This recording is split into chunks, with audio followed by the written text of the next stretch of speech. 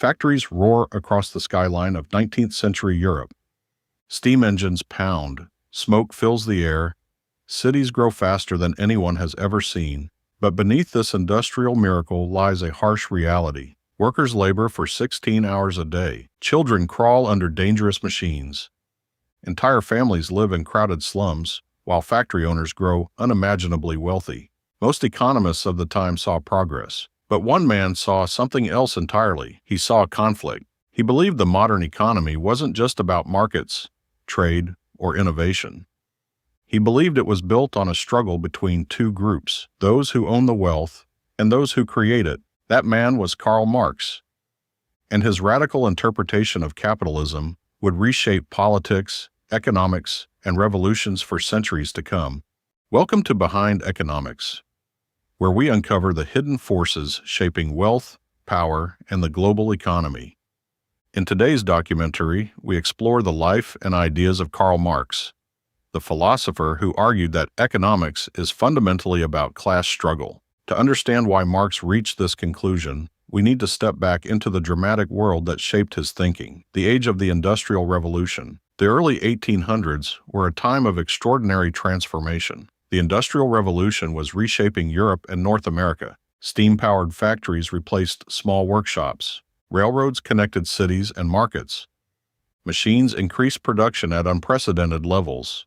Economic growth surged, but this transformation came with a human cost. Factory workers often worked 14 to 16 hours per day. Working conditions were dangerous. Children worked in coal mines and textile mills. Entire working-class neighborhoods were overcrowded and unsanitary. At the same time, a new class of industrialists and financiers accumulated immense wealth. Society began to divide into two very different worlds. On one side were the owners of factories and capital. On the other were workers who owned nothing but their labor. To many observers, these conditions were simply part of economic progress. But Karl Marx believed something deeper was happening.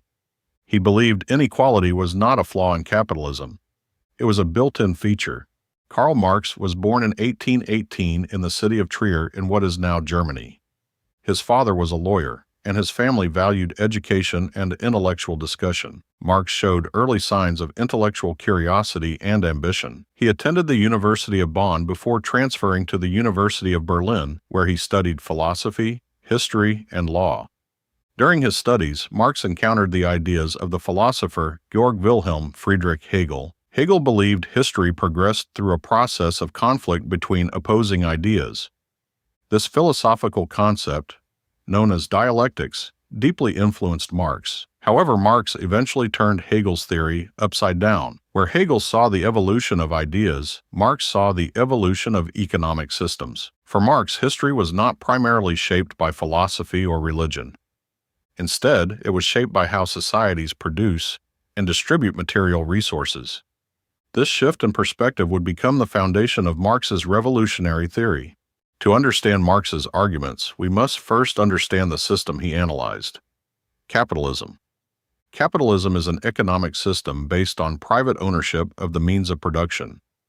Factories, land, machines, and financial capital are owned by individuals or companies.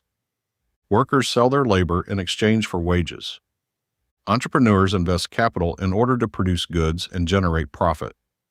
This system produced remarkable economic growth during the Industrial Revolution.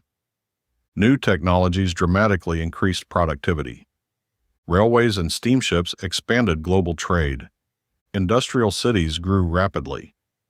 But Marx argued that capitalism also produced deep structural inequalities.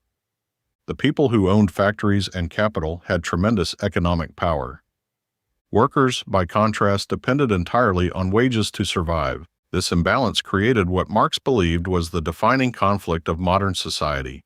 At the heart of Marx's analysis lies a powerful distinction between two social classes, the bourgeoisie and the proletariat. The bourgeoisie are the owners of capital, factory owners, investors, landowners, and industrial elites. They control the resources used to produce goods and services. The proletariat are workers who do not own productive property. To survive, they must sell their labor in exchange for wages. According to Marx, this relationship creates an inherent conflict. The bourgeoisie aim to maximize profits. Workers aim to earn higher wages and better working conditions. But higher wages reduce profits, and higher profits often depend on lowering labor costs. This creates a permanent tension within capitalist economies. For Marx, this tension was not temporary. It was the engine driving class struggle. But what do you think? Is the modern economy still divided between owners and workers? Or has capitalism evolved beyond that idea? Let us know your thoughts in the comments. Karl Marx did not develop his ideas alone. His closest collaborator was Friedrich Engels. Engels was the son of a wealthy industrialist and worked in his family's textile business in England. While living in Manchester, Engels witnessed the harsh realities of industrial life. He observed overcrowded housing, widespread poverty, and dangerous factory conditions. Engels documented these experiences in his book, The Condition of the Working Class in England. When Engels met Marx in the 1840s, the two thinkers quickly formed a lifelong intellectual partnership. They shared the belief that capitalism was fundamentally unstable and unjust. Engels would later provide financial support that allowed Marx to continue his research and writing. Together they developed what would become known as Marxist theory. One of Marx's most important ideas is known as historical materialism. This theory attempts to explain how societies evolve over time. Marx argued that the structure of any society is shaped primarily by its economic system. The way people produce goods and organize labor influences politics, culture, and institutions. Throughout history, societies have passed through several major economic stages. These stages include primitive communal societies, slave societies, feudalism, capitalism. Each stage creates different social classes with competing interests. Over time, tensions between these classes lead to social transformation. For example, the rise of merchants and early capitalists challenged the power of feudal landowners. These tensions eventually helped bring about the transition from feudalism to capitalism. Marx believed capitalism would eventually face similar internal conflicts. Perhaps the most famous concept in Marx's economic theory is surplus value. To understand this idea, imagine a worker employed in a factory producing furniture. During a day's labor, that worker might produce goods worth $300. However, the worker might only receive $100 in wages. The remaining $200 becomes profit for the company. Marx argued that this difference represents surplus value.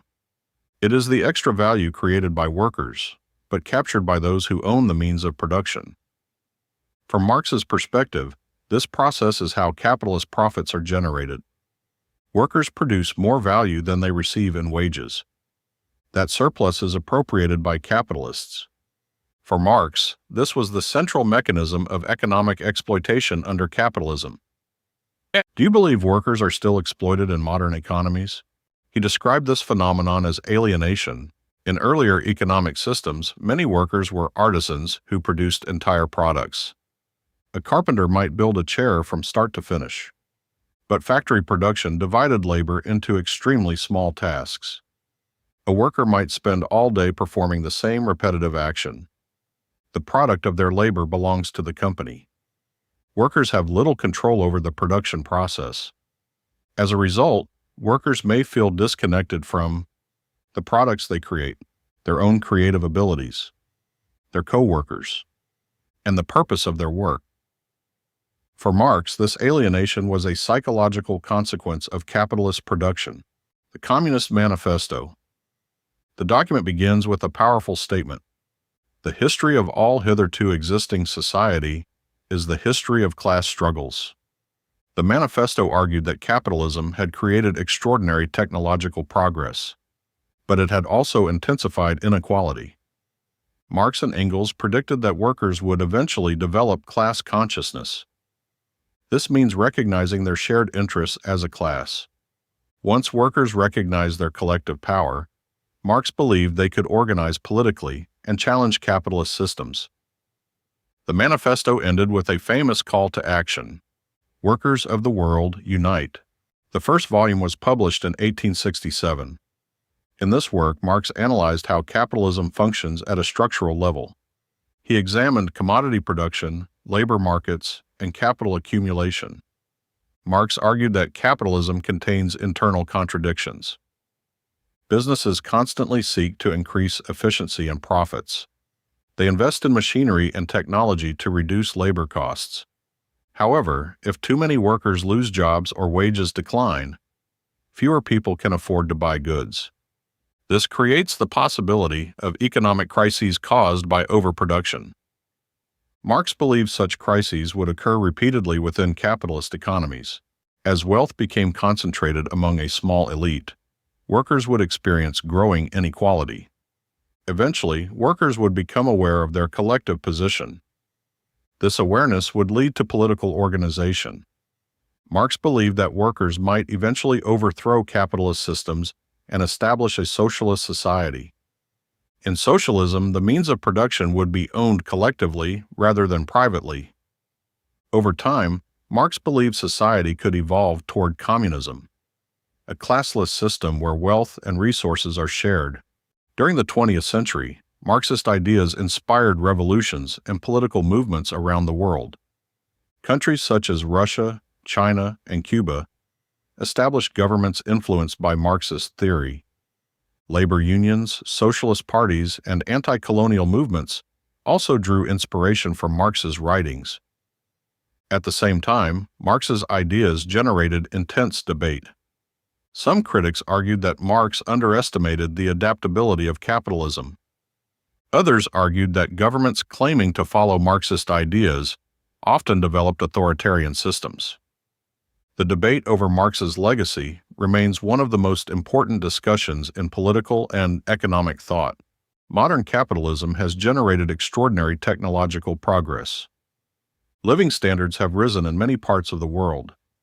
However, wealth inequality remains a major concern. In many countries, a small percentage of the population controls a large share of national wealth. Workers in some industries face job insecurity, stagnant wages, and rising costs of living. Because of these issues, some economists and political thinkers have revisited Marx's analysis of capitalism. Even critics acknowledge that Marx raised important questions about power, labor, and inequality. Before Marx, economics was often treated as the study of markets, trade, and prices. Marx introduced a different perspective. He asked deeper questions. Who controls production? Who benefits from economic growth? Who bears the cost of economic systems? By framing economics as a struggle between social classes, Marx transformed the field of political economy. His ideas continue to influence debates about inequality, labor rights, and economic justice around the world. He saw a conflict over wealth and power, a struggle between those who owned the means of production and those who worked within it. His ideas sparked revolutions, shaped political movements, and transformed economic thought. Whether praised or criticized, Marx remains one of the most influential thinkers in modern history. If you enjoyed documentaries that explore the ideas shaping our world, subscribe to Behind Economics. And tell us in the comments, has capitalism solved the problems Marx identified, or are they still with us?